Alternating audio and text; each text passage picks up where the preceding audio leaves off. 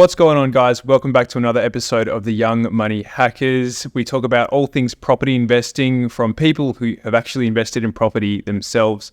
I'm Charlie and we've got HD today, and we're going to be talking about alternative ways to get into the property market, different ways to purchase property rather than just the generic put down the 20% deposit.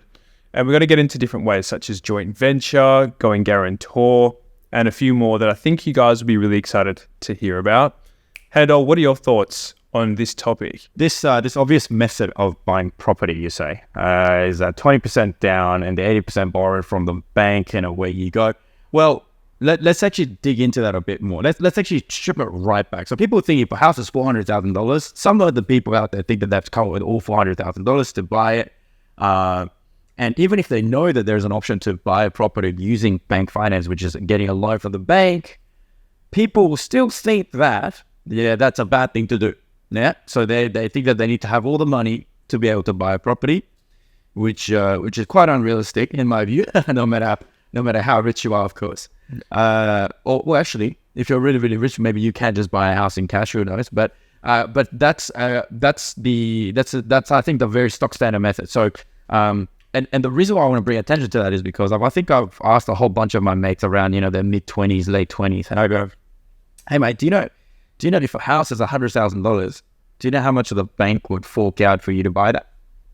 And most of them go blank. Exactly. There's a lot of fees involved, and it's usually common practice is 20%. They sort of have an idea that they have to put down a deposit. They might not know how much, but 20% seems to be the amount that the banks like in equity, so they can lend you the other 80%.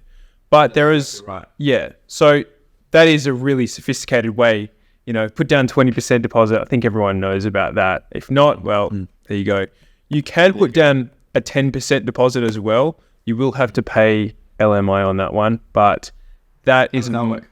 Yeah. So putting down a 10% deposit is simply you have a $500,000 property, $50,000 is 10%.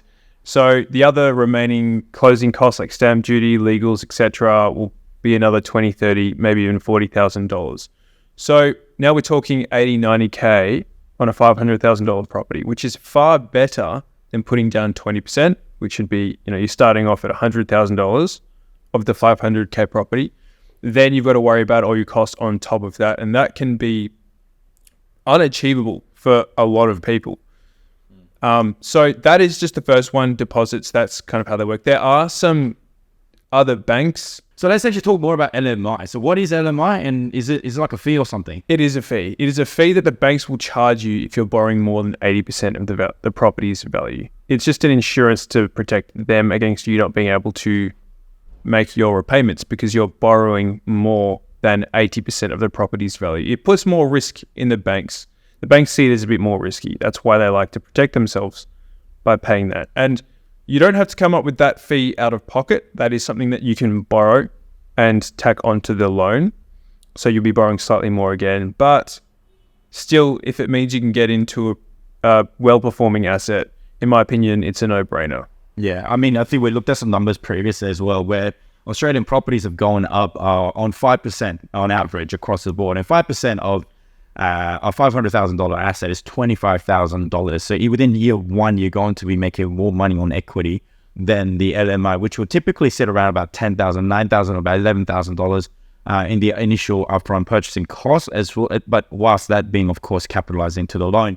So I think LMI is still a good option to take up. Now, I've heard that there are some job classes and industry is out there where if you're like a doctor or something, or someone in a job where it's really, really deemed stable, you can seek those higher LVR, so loan to value ratio. So where you're borrowing 80, 90, sometimes up to like 95% even, where you do that and there's still no implications of LMI fees, which I think is amazing. So if you're in those classes of profession, it is highly recommended that you take advantage of this system and get yourself into a property. Totally agree there. Yep. Couldn't agree more. Like doctors, lawyers, government jobs, nurses, even, I think.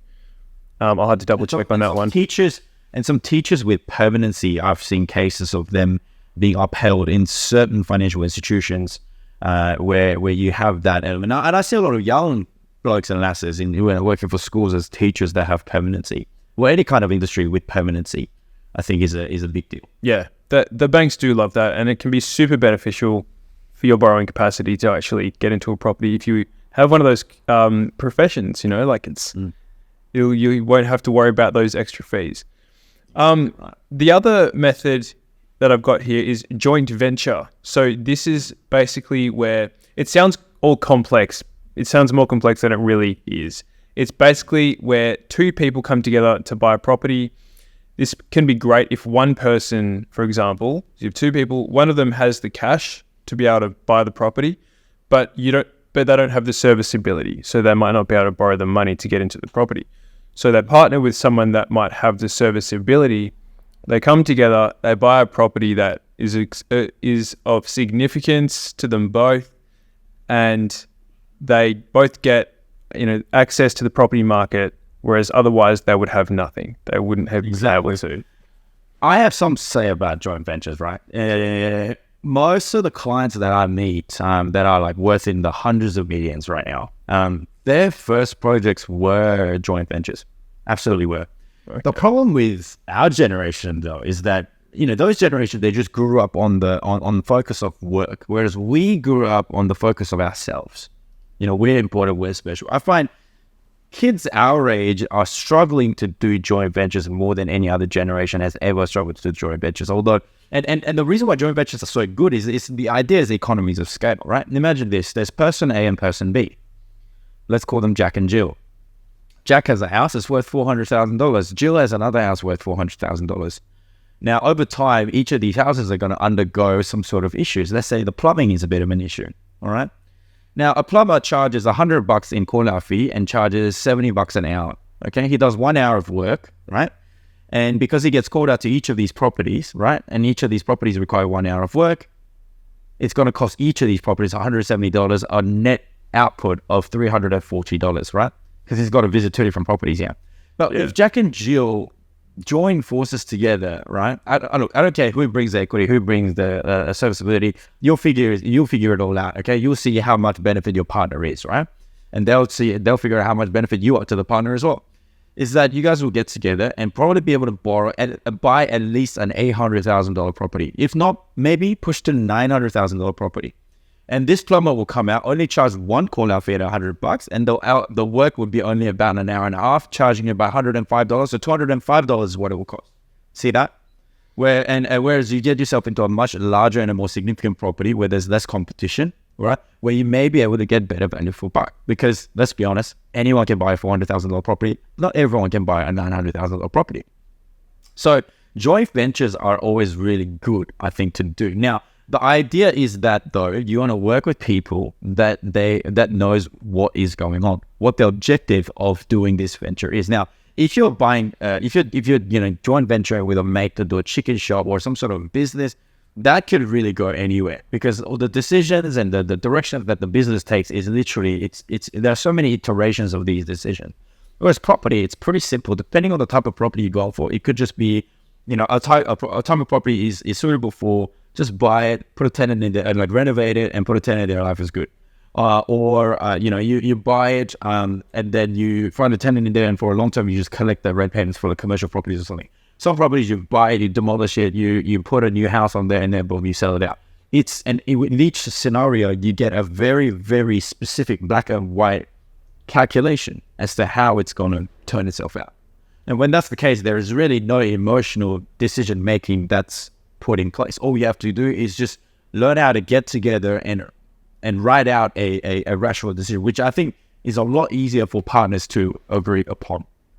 So I think in that sense, I think joint ventures can be really good, but as a generation, we'll probably struggle to do it. I think at the end of the day, you're buying property with another human being. Make sure you trust that person, their knowledge, their objectives, and their goals. That's advice that I can give to you, is that you need to make sure that you qualify the people that you work with. And of course, you can get into a lot of trouble with it as well. But if you find the right partner, that could rocket your growth far better than doing anything by yourself. So joint venture is something that I do highly recommend for people to do. Even if you might fail, you walk away with a great lesson. And if you succeed, it pays us some amazing dividends. I agree, and it reduces the odds of failure, in my opinion, right? Because you're removing risk because you've got someone else sharing it with you. But also, like, two brains are better than one in most cases too. Absolutely. And trust is the biggest thing. I am so big on trust. I think that without trust, there is nothing. And that's just the way I see things. Like, if you can find someone that you trust, that trusts you, you guys, that's more valuable than what you realize. That is invaluable. But like you said, like, I think a lot of people these days, young people lack that creativity, or maybe they lack that, maybe even just knowledge. So this is a cool creative way for people to get into the property market. I think it's super exciting. And I think that, it definitely should be used more. So another... Wait, hang on. Before we move on though.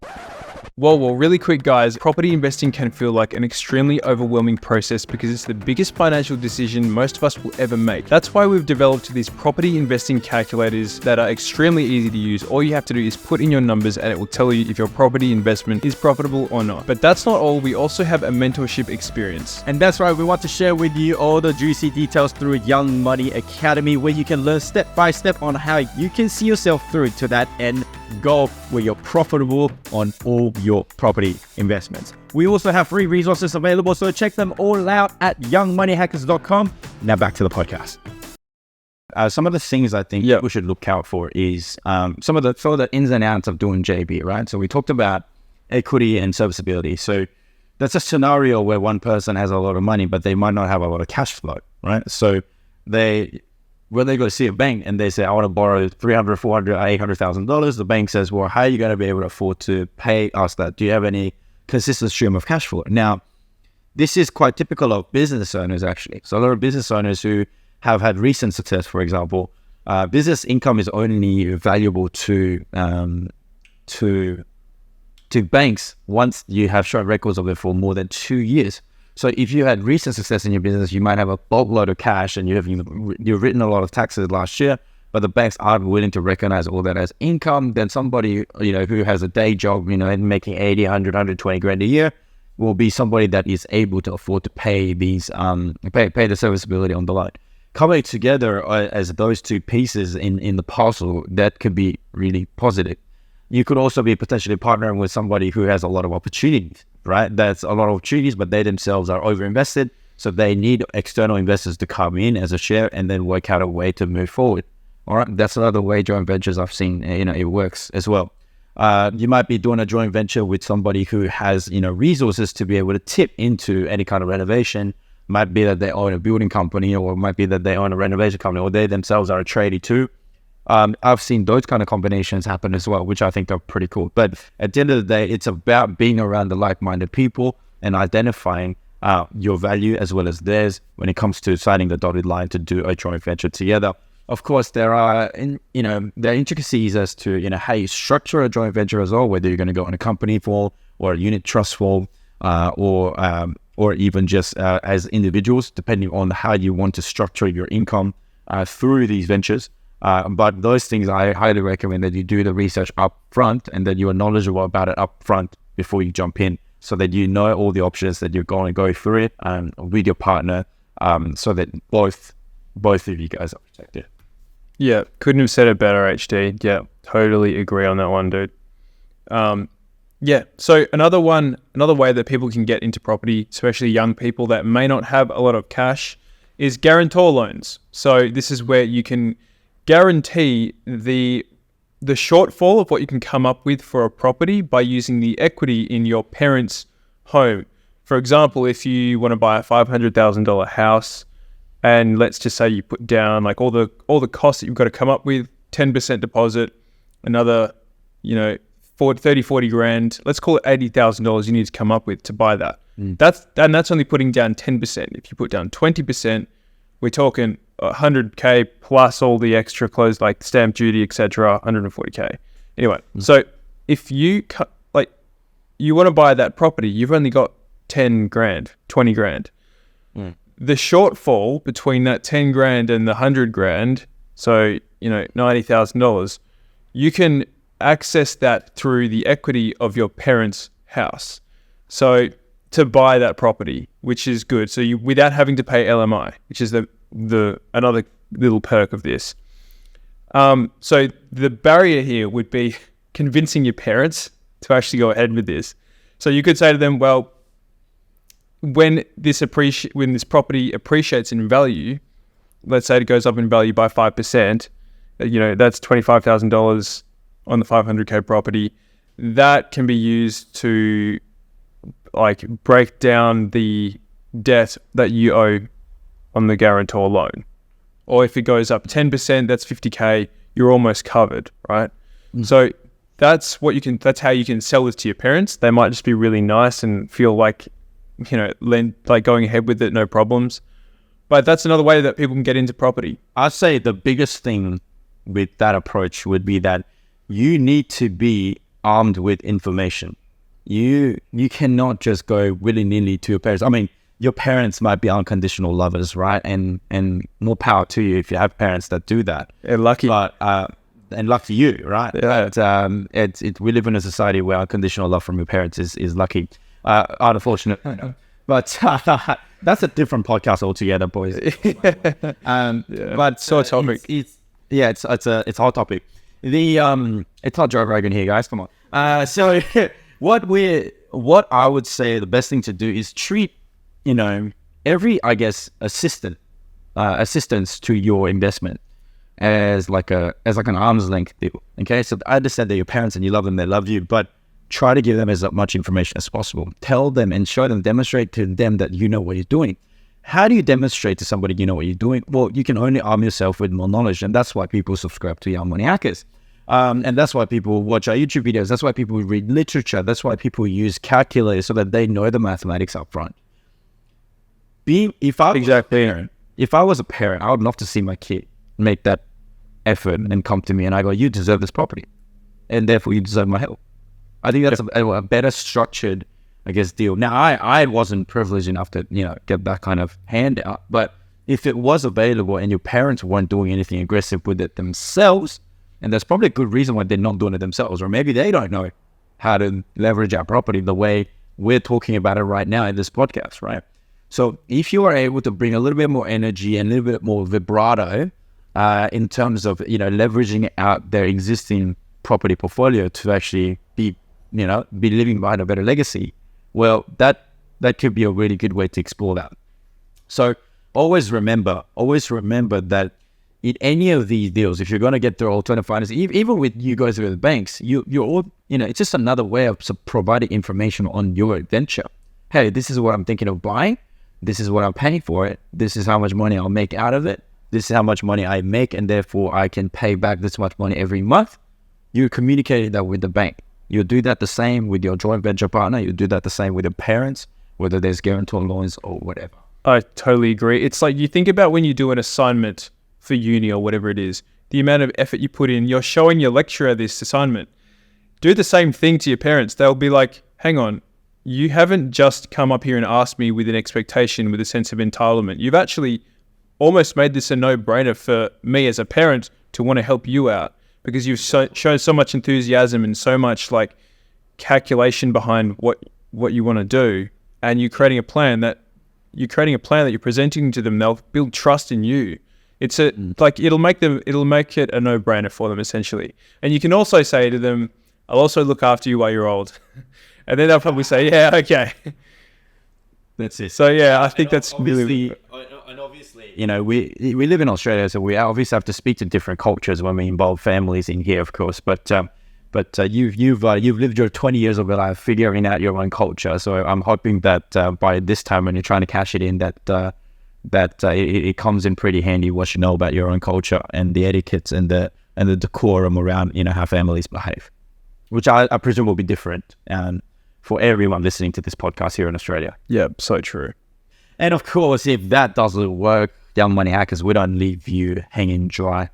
Another option is vendor finance, which I think is very rare. It's very rare. It's getting very rare. If you can't earn the trust of your parents, you can earn the trust of your vendor, which is quite crazy. And more often than not, if you're going through an agent or real estate agency, you're probably not going to have access to that. Now, if your goal is to just buy a run-of-the-mill, house that's being listed by an agent, where the agent is trying to get the highest possible price for the vendor that he or she works for, well, then these kind of extra perks and deals and sweeteners are not going to be available.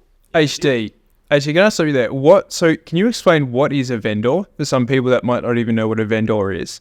Yeah, vendor is the seller of the property. Cool. Whoever's got the property to sell to you and you're about to buy. Okay, cool. So they will finance you to finance the property. They will finance you to finance the property. So let's say the property is $100,000, all right? You need to borrow $80,000 from the bank, right? And you need to come up with $20K. Now, let's say what bank is saying, yeah, we'll get you $80,000, right? But you don't have the $25K to pay for the property, right? Then you go to the vendor and it's like, hey, listen, vendor, can you lend me $25,000? And the vendor says, yeah, here you go, mate. And you receive that money and you put it right back into his pocket. All right. So that basically 25K leaves the vendor, arrives to you, and it leaves you and arrives to the vendor. And what kind of interest do you pay on that money that he's lent you? Usually more than the market. Okay. Usually what right now, any kind of private finance or loan of any kind right now between two individuals, not between a financial institution and an individual, is hitting double digits. So 10 plus %, right? And so if you're borrowing, let's say 80 grand at 6%, and then you've got 25 grand that you're borrowing at 10%, right? Then you got $4,500 a year in interest rates that are owing to the bank, and you've got $2,500 owing to your vendor, right? So that totals to $7,300 that you have to pay in liabilities every year. Now, if buying that property is worth that, and it's going to get you good enough rental income to cover that and then some more, or cover most of it, but there's good enough capital gains to follow on top of that, that is something that you can potentially explore. Now, why would the vendor agree to doing this? Here are the reasons why. They might just want to help you out. Okay, let's start there. They might just want to help you out. Okay, so that's where the trust is going to come in. And it's very important that trust comes in. Number two, they're going to get most of their money upfront anyway. So the bank is going to pay that 80% to them. Number three, you could offer them more money than the market price. Although that sounds counterintuitive, if that means that you gain entrance into the marketplace, that's not so bad. So, and also it increases the cost base of your acquisition so that if there is any capital gains on the other end of the property, when you're selling the property later down the track, you actually minimize your taxation a little bit there as well. That doesn't mean we should offer stupid prices, but it gives access to them. Now, if offering, let's say like $10,000 more on a $500,000 property goes a long way for vendors, if you think about it. Because usually these deals would have happened arm's length nevertheless, but without the involvement of an agent. If an agent does get involved, they will have to, pay about $5,000, up to $5,000 just to dress up the property, take some nice photos, do some landscaping, et cetera, et cetera, et cetera. And then they'll have to pay another $5,000 or so in listing fees, or just to get it up on realestate.com.au domain. So that's already $10,000 out.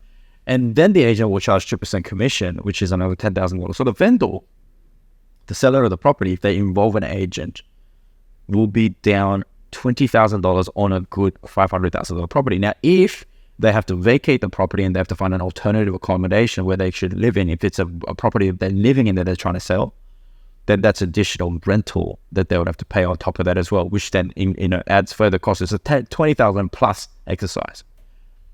And then if you're adding $10,000 on top and then not utilizing an agent, then the difference isn't $20,000. It's going to be more like $30,000, which does become quite attractive. And if they're going to receive most of that money anyway that they would otherwise receive, see, this is the information that you're going to have to provide to them, then they wouldn't see any reason why not. If their cash flow is good as well, and for some reason they have to sell a high cash flow property for some reason, then that could be good. Now, this doesn't work every single time, guys. I cannot stress that so much, but you have to identify these opportunities. I'm talking your uncles and grandfathers and your dads and whatever, your family, relatives or friends or whatever is involved in, there may be an opportunity there for you. Also, with the money that you save, you could be looking at doing some renovations where you can look at some immediate uplifts after securing the property, which then may give you some ability to do a refinance where that money can become payable straight away as well. So exploring all of these options where you are going to put the vendor at a good position is a good way to then secure a property early on. And it's extremely hard, but it is, if you are abreast of a lot of different relationships around you where this can be an opportunity that you could potentially explore, why not? That sounds like a skill set worth learning for sure. But I like how you said that it's not always possible. It's not a 100% thing. Like, it's a strategy that you can just take and apply to any property. We're not here to bullshit anyone. Like, it does take an insider sort of, you need to know more. You need to be highly educated and be able to identify those opportunities if they come up. Exactly. But that's what we're here to do, to educate you guys on those possibilities. Exactly. I know of a case study where somebody age of 19 years old, obviously they knew properties back to front because they've done the math and they've studied it, and they bought an 18-unit property, 18-unit block of units. They bought the property, and after all costs, until we council raised everything, all costs, paying the vendor finance, he got vendor finance as well. He basically made $200 every year. Ouch. That's all it was. But not ouch, because that property, he owned that for basically free. He got paid $200 in your pocket, right? Yeah. Paid the vendors and the seller and everything, and he owned that for 5 years, and it's double the price. Okay. So yeah, 24 years. He's 24 years old now, right? And the property's worth $3 million. Okay. So he's made bank on the equity, yeah. Exactly. And he actually already refinanced, because he did a double, like on the 4-year 364th date. The property value just kept on rising, and around about year 2, he did a refinance and the vendor was fully paid back. Okay. In which case, and he did it at a good interest rate time as well. So he's not making 200 grand cash flow anymore. $200 cash flow anymore. He's making like 6 figures in cash flow. So things can start to turn around as long as you secure the property. I think this whole podcast today, the episode today, really hinges on the idea that it is better to secure a property earlier than later. It's about the time in the market. And that's why we are exploring through all of these alternative methods of property acquisition, right? They're not easy, but we have experience, and definitely speaking, I've done a vendor finance deal myself as well, which is, once you get that through, it's really exciting as well. And people are there willing to help. People are there willing to negotiate and work with you and bring different skill sets and perks on the table that both parties can explore. I think the most important thing, I learned this when I was in law school, is that when you're negotiating between two parties don't look against each other. They look towards one goal, and that goal is property sale, right? It's a transaction. And two of these parties are working together to get to that goal. So don't ever think that it's you against the entire world, but you and a whole world of people who are trying to look towards the same location, to the same destination, and you just have to find the right people that's going to help you get there. And that, I think, is the ultimate philosophy of, I think, our lives, where property, the area of property, happens to benefit immensely from. So why wouldn't you cultivate into that skill set, the knowledge, the soft skills, and the connections and the people? That's what Young Money Hackers is all about. Those connections are super important, and that's exactly what we're here to do. Thanks for tuning in, guys. Young Money Hackers. Go visit our website, youngmoneyhackers.com. Lots of amazing resources available there. If you haven't done so, make sure to like, share, subscribe, and follow us on all the social posts. We love you. We'll see you next time. See you guys. Cheers.